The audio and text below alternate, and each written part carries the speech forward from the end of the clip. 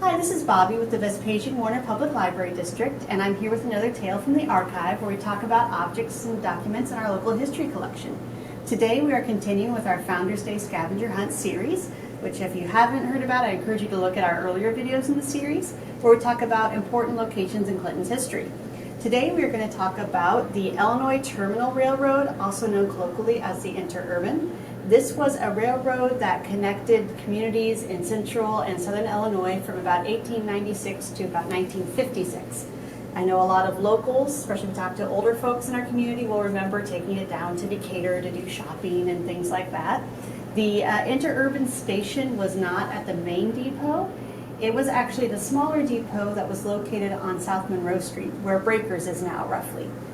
And if you're interested in the Interurban, it was a really fascinating story of how it worked. We have the Flyer magazine that we collect here that is just about the Illinois Terminal Railroad, and we have, of course, books on the subject as well. This railroading was big business here in Clinton. But the story I'm going to talk about today is a little more salacious. We're going to talk about what happened on December 30th, 1913, right in front of the Interurban station on South Monroe Street. In the 1910s, there had been a massive railroad strike on the Illinois Central Railroad, and it caused a rivalry between two people named Person and Musser. And it culminated in a fight in broad daylight, December 30th, 1913, on Monroe Street.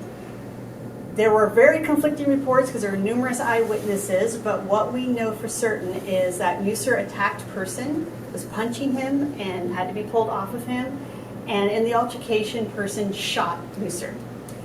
And again, newspaper reports were varied because the newspapers in Clinton, and there were several at that time, took different sides during the railroad strikes.